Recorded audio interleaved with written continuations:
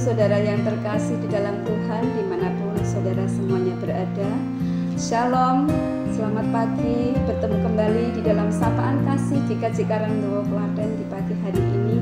Kiranya kasih, berkat dan kemurahan Tuhan bersama dengan kita.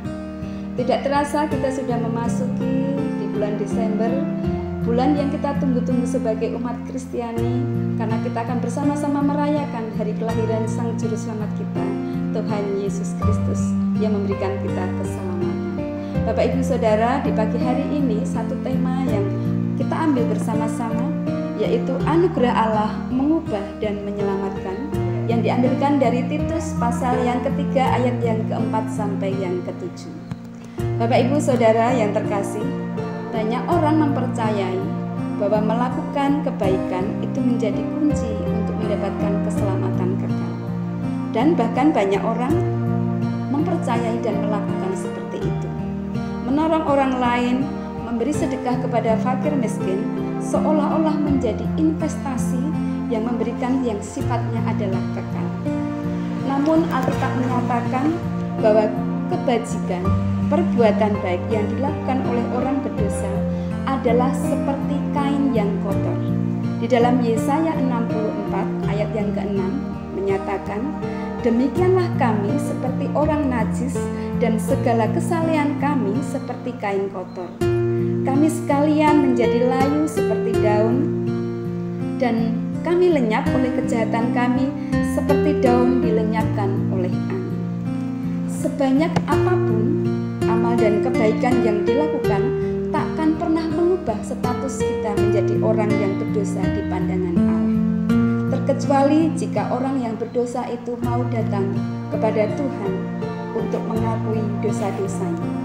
Di dalam 1 Yohanes pasal yang pertama ayat yang ke-9 menyatakan, jika kita mengaku dosa kita, maka Ia adalah setia dan adil, sehingga Ia akan mengampuni segala dosa kita dan menyucikan kita dari segala kejahatan.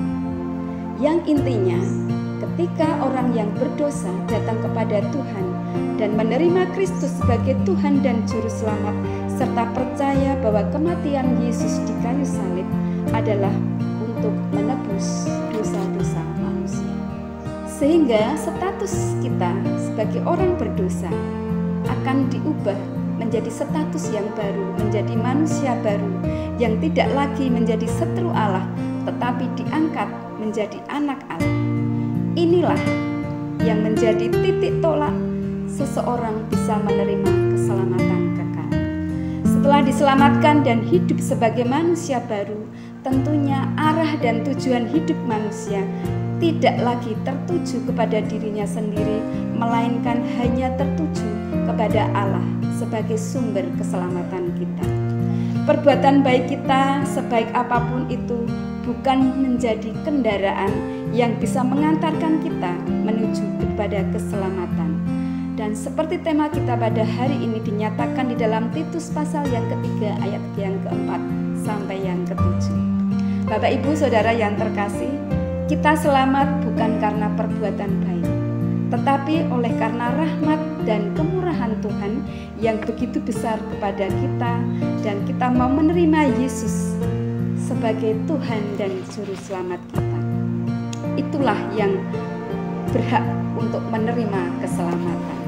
Perbuatan baik adalah secara otomatis melekat kepada kita ketika kita sudah bertobat dan menerima keselamatan dan menerima Tuhan Yesus sebagai Tuhan dan Juru Selamat. Sekali lagi, bahwa perbuatan baik bukan sumber keselamatan, tetapi perbuatan baik adalah buah dari Roh. Di dalam Galatia pasal yang kelima ayat yang ke-22 sampai ke-23. Perbuatan baik merupakan satu dari perbuatan nyata di dalam melakukan firman Tuhan. Itulah yang kemudian menjadi iman yang sempurna. Bapak Ibu Saudara yang terkasih, keselamatan hanya ada di dalam Kristus dan diberikan secara cuma-cuma kepada kita sebagai bentuk rahmat, kasih, karunia kepada manusia yang berdosa dari Tuhan melalui Yesus Kristus. Oleh karena itu, mari membuka hati kita untuk menerima Yesus sepenuhnya, untuk kita dibawa kepada keselamatan kekal, dan jadilah pelaku firman yang di dalamnya penuh dengan perbuatan baik kepada sesama. Dan selamat menyambut hari Natal.